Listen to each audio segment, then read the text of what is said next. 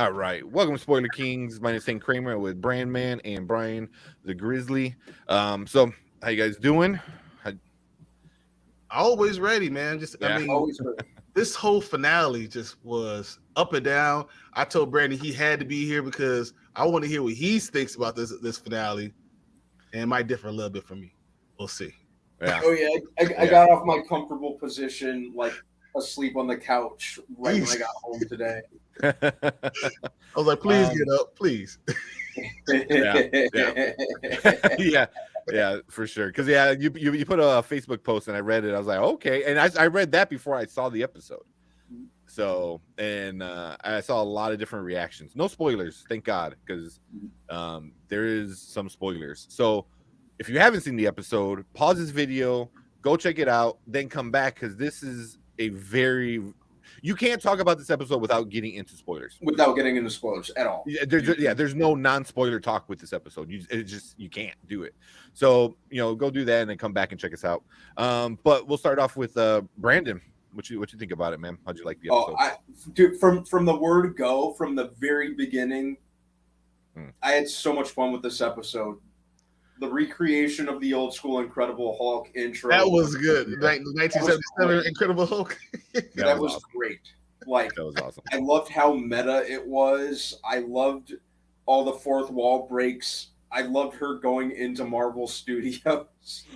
that was and basically recrafting the ending. Excuse me. It reminded me of the ending of Wayne's World in that regard. I see that. Okay. Yeah. I really it was just a fun episode and probably easily I know I've been saying this a lot with recent episodes, but it is probably my favorite episode yet. I think that I just really enjoyed kind of the lighter tone they went for with this show overall. And this episode just really kind of doubled and tripled down with that, with the fourth wall breaking. She was giving Deadpool a run for his money with how self-aware and I mean she was first, so yeah in the comics, walked so Deadpool could run, at least in the context of the comics. Yeah. So I had a lot of fun with it. There were a couple kind of small gripes here and there, but overall I had a fun time with it. Yeah. Okay, we'll get into the little gripes in a little bit. What you think, Brian? What were your takes? So I was so excited I woke up like at 5 o'clock in the morning to watch it. I know, we got the text message. I was like, y'all girls gonna hate me. I was pissed off. Cause immediately, that's my initial reaction. I watched it, I was like, all right, so this is the finale, right? Mm-hmm. What the hell? You didn't close anything. I have no closure. The storyline is just like the other 4 episodes that had nothing to do with anything at all. It pissed me off. I was like, what the hell, guys? What the hell? And then I took some time. Also, I watched Andor right before it. So I was like, watching Andor. I was in this mood. I was like, this is great. Let's watch She-Hulk. I'm going to be ready for it. And it pissed me off.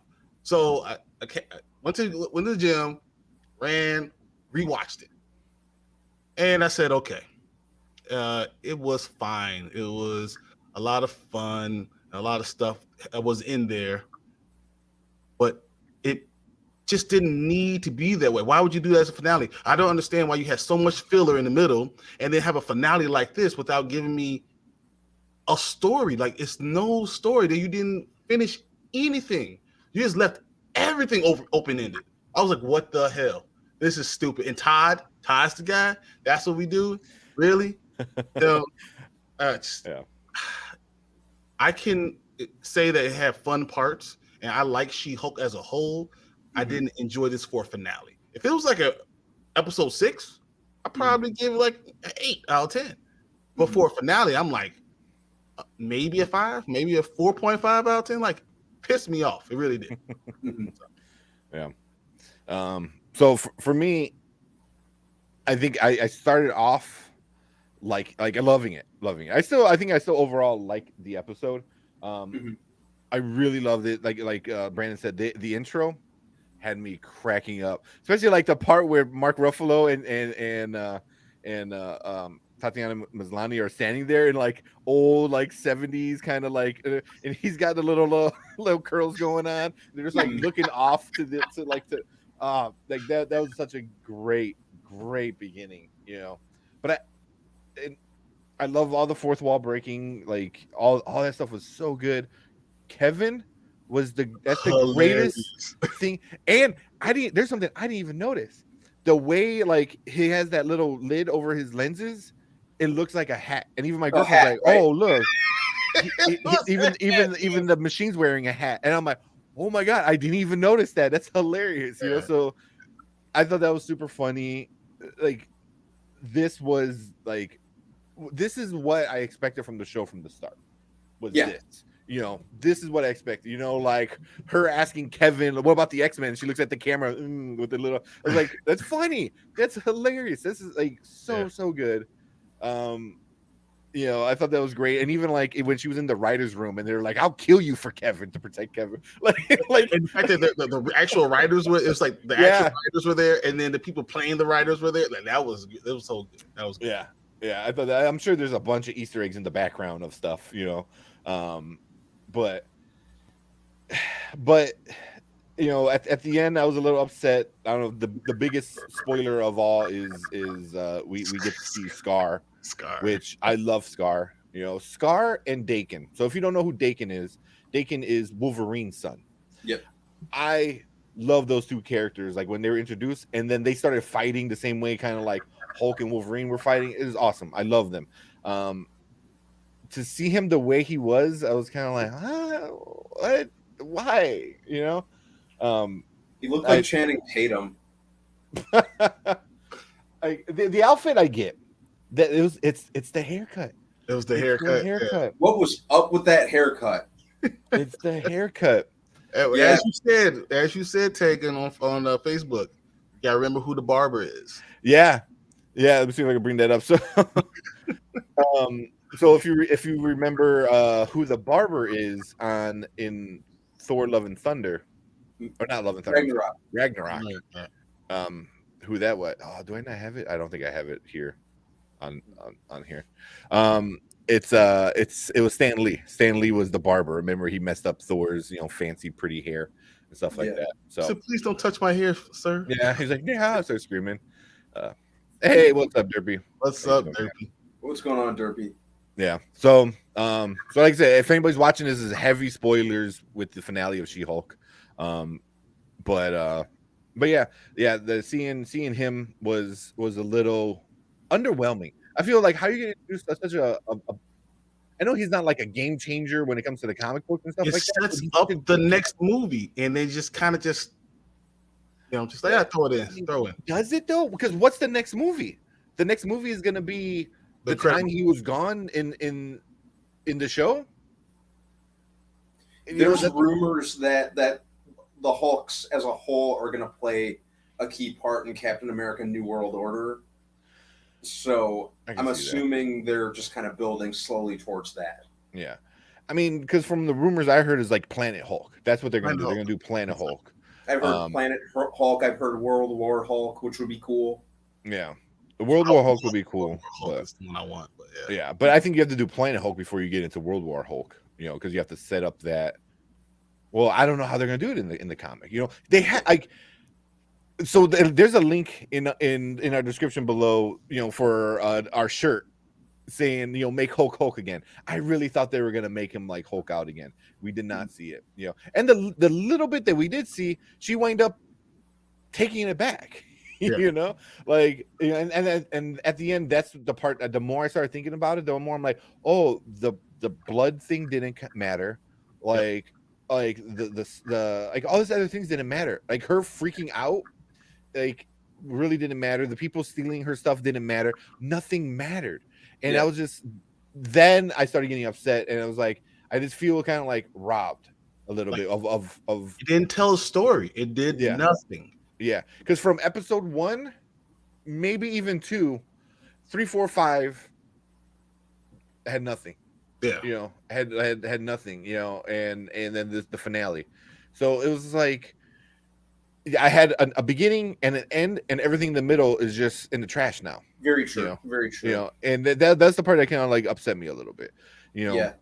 But I don't know if that's too meta for the character, because I get what they're trying to get with the character of like, oh, she's so beyond the fourth wall that she can change her own story where things like don't. But then it's too much. Funny. No, It might be it's too funny, much. but I think they but because it's a finale, they threw things in there. They just had it because they had to set up other stories. They had to just throw other things in there. It could have been funny, but I just thought that for a finale that was not the right thing to do. Yeah, but there should be one more episode. Exactly. Yeah. The funniest line is he said, even Community didn't get this meta. Yeah. Did they say that? She said that. So even Community wouldn't get this meta. That's hilarious. Which is funny because I'm like watching Community again. Like I think I randomly put it on and I'm like, oh yeah, this show is freaking hilarious, man. And I think it's the last Rick and Morty episode kind of pushed me to like go back to Community because of Dan Harmon. Yeah, so because there's so many cause I don't know if you know the whole circle of like the connection. So Dan Harmon made Community. Russo brothers were producers of Community. And then Dan Harmon is co-creator of Rick and Morty. Almost all the damn writers in Rick and Morty are writers for the MCU now. So it's like, and then Dan Harmon himself fucking hates comic book movies. It's so like, if if she brought that up, I didn't catch that. I gotta watch this episode again. If she brings that up, it just brings it up. It was hilarious. In the last episode of Rick and Morty, they kept talking about Ant-Man over and over and over again. Dan Harmon's leaving like comments on Twitters, on like New Rockstars and not New Rockstars, Nerdist News and shit of like Ant-Man, because one of his head writers is the writer for the Ant-Man movie. So talk about meta. That's meta. Like just bringing up Community and knowing the cycle of it all being connected. But that's just like there's parts of this whole episode that is so good, so well done, very funny. But when you really start to dive in, you like nothing happened. We just watched a show that took us on a roller coaster and it's brought us right back to the same beginning. Nothing happened. Yeah. And that's what kind of started really making me angry. And as much as I love Kevin, because I really do love Kevin, and the idea of him was just hilarious. And the fact that he was the architect, like the Matrix, and you see all the scenes in the back, that was hilarious. Everything was great about it, but it just doesn't sit well with me. That was going to be one of the things I said that I did have a problem with, because as much fun as I had watching this episode, really there were no stakes. They kind of did away with any stakes or consequences, especially, and I was really expecting that the way the previous episode ended. I thought there were going to be some real consequences, but it got too absorbed in, I call it the Age of Ultron effect, in the sense that it got too absorbed in being jokey and providing fan service and all these other things that it really forgot about what it really should have been focusing on. So that's exactly it. It got too caught up in that, and that's something that really did hurt the episode. Even though I had a fun time watching it, it just kind of felt like everything was kind of, all the stakes that were set up were kind of unceremoniously done away with. Even with her rewriting the ending, it rewrote the ending in a way where it just seemed too convenient and too easy. It was stupid. Yeah, the way it was like, come on, really? Yeah. And even the end credit. So now the Abomination didn't like. So Blonsky said, "Okay, I'm going back to prison for 10 years," and then Wong breaks him out, and he just goes to Comatage. Like, so literally, no one had any consequences in the entire movie except for Todd. That's literally it. Yeah. Okay. Yeah. Whatever. I mean, I guess he was the bad guy of it, but it just it seemed like they had these great setups, bringing in the wrecking crew. You could have easily said like it's not the real wrecking crew. It's a bunch of jackasses that have like these power tools. I don't know what you want to call them, magic power tools. I don't know. And I don't know. They could have done so much cool stuff with a lot of that, But then I was thinking too, is like, so if she canceled Todd becoming a Hulk, which was the stupidest fucking thing ever. So stupid. I was like, no. I'm like, no, don't, no. They should have left that because it could have lent itself to more down the line. It did nothing for the leader. So like we thought they were setting up the leader this entire time, and they did nothing with it. I was like, all right, so leader's not set up. Okay, they threw Scar in there. Nothing for Hell's Kitchen. I mean, only thing we got was Daredevil just now. He's in love with her. Okay, that's cool, but didn't set up anything for the show. Yeah, I'm almost inclined to say Daredevil didn't even need to be in this episode. He just got dropped in out of the air. It was just like, all right, we're gonna drop him in, random for real. Like it's just like Titania. We're just gonna drop her in right now. Yeah, she's gonna bust through a wall like fucking Kool-Aid Man. It's like, what? Oh, yeah, like what? Yeah, yeah. I mean, and then there's still so many. Like, how does she get her powers? How are all these other people getting their powers? Like, it needs to be explained at some point, right? I mean, I don't know. The only thing I can think of is maybe this is a different timeline. Maybe her. I don't know. I just feel like this timeline thing is gonna affect a lot of stuff retroactively. You're like, oh, remember when that happened, in phase 4 and now they're in phase 6? Like, oh yeah, that's because it's in timeline ABC, whatever, Like that, I think they're gonna do that, and I don't know if that's a good enough payoff. Because then how many people are gonna be like, oh well, what the I just watched all these seasons of all these crappy shows, or not crappy, but a lot of the fanboys are saying it's crappy, but yeah, I don't know. Even though I did think it was hilarious when she said, why are there so many bad dads in the MCU? I thought that was great. That's just a comic book thing, man. That's just a comic book thing. Everyone always has daddy issues, man, when it comes to like all these heroes. So, but I don't know. But overall, I did have a lot of fun with it. I laughed really, really hard. But I wish this was more of an episode 4. Exactly. This should have been the start of the craziness. This should have been the start of like her really pushing the limit of the fourth wall, of her like her talking to the announcing voice. Like, no, we're not that off the rails. That's funny. Like, I feel like they could have done that more. And I feel like it just started and it's already done. And I'm like, you missed out, I feel like, a little bit. It was, as fun as it was also kind of a squandered opportunity. Yeah. It just, some parts seemed like they had bad writing. It's like they were writing with no end in sight. They were just doing stuff. I don't even know if it was writing or just doing stuff. It was like filming someone who's just randomly doing stuff on a day. I felt like that was missing.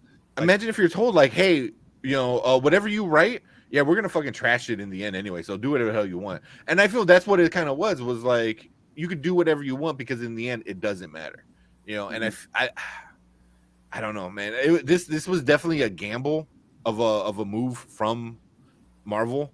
I don't know if it paid off the way they wanted it to pay off. The episode was great, but now you're getting people upset that like exactly how Brian, how you are. It's like you're upset because this is what should have been earlier on in the season. Exactly. Why do we have all that? This is what we want, but you gave it to us right at the end. At the very end. Yeah. It should be a finale. If you're going to do this, then do 10 episodes and then give us what we need for the storyline on episode 10. Yeah. So there should be at least one more episode, I think. But I don't know. Maybe they might pull out a random secret episode next week because that would be hilarious. But that would be good. But I mean, season 2, they already said that it's been confirmed for season 2. So. Oh really? Yeah. I don't know. Cool. But, yeah, I'm down for it. So we'll do a quick rating. Yeah. So try to keep it. We'll keep this one short. Wrong one. All right. So we'll do a now, later, never, but we'll also rank it as in with the other MCU shows as well. Like you guys heard before, now is now, later means whenever you have a chance, and never means completely skip it. And then we'll say where it belongs in the lineup, because I think it's what, the 8th show, 7th or 8th, something like that. Yeah. But cool. I'll let Brandon let you go first. Are you giving it now, later, or never? I'd give it a now, especially if you've already been watching the show. If you're invested in it already, go ahead and watch this one. You know, there were some all the entire series. What do you think? Yeah, the entire series. As a whole, the entire series, I'd give it a now, especially if you're an MCU fan. It's a fun watch overall. There were some elements where it really, really self-sabotaged itself. And I said self-sabotage itself, which is really redundant. But there were some, as fun as it was, there were some things that they kind of did away with when there were serious stakes, or when, it could have had a little more balance, I think, in regards to the seriousness versus the comedic kind of self-aware elements. It could have had a lot more balance, but I thought it was light. It was well acted. Tatiana Maslany was absolutely great in it. Well casted.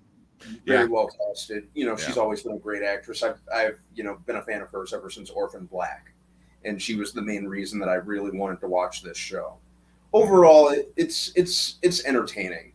It's just entertaining. It's good fluff, I'd say. Yeah.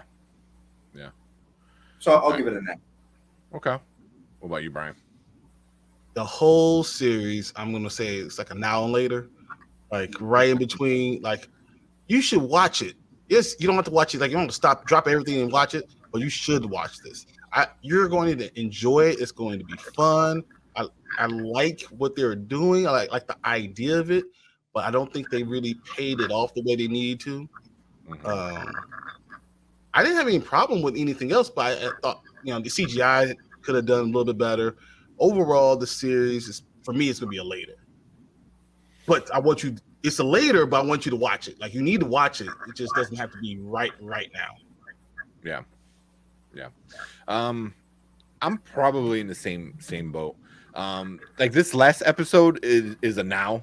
I think the first episode's a now, and everything else in the middle is kind of like a later. So I don't know. It kind of averages out to like a later for me. I mean, especially now it's all out. You can watch it randomly. When you're doing the dishes, throw on an episode.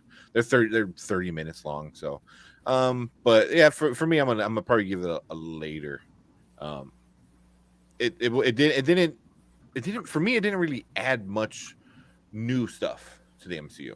It didn't really. I mean, at the very end, I guess we get a new character, which is freaking awesome.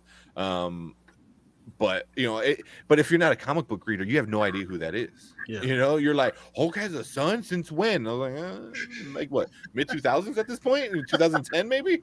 I forgot when they introduced. Like 15 years, guys. yeah. So wait till they find out Wolverine got a son. They're like, what?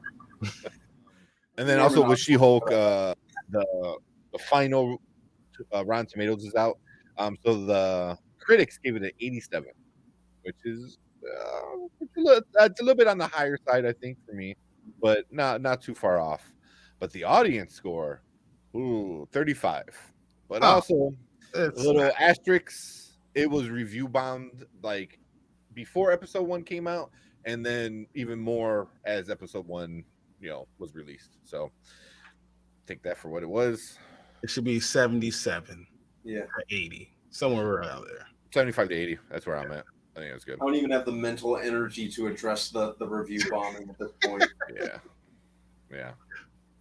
But cool. That's it, man. That's our final review for She-Hulk season 1. Mm-hmm. All said and done. All right, guys. All hail Kevin. I love it. Kevin was awesome. Kevin was great. watching our replay. Appreciate it. Thank you. Make sure you like, subscribe, leave a comment, let us know what you thought about She-Hulk. Make sure you subscribe. We're gonna be doing a giveaway shortly for 400. We're gonna announce that, and then we're gonna get ready for that big 500 subscribers. It's gonna be a nice big giveaway for that. So make sure you subscribe and tell your friends, tell your grandma, go tell everybody, subscribe to Spoiler Kings. But that is it for us on this episode. We will see you guys next week. Later. All hell, Kevin.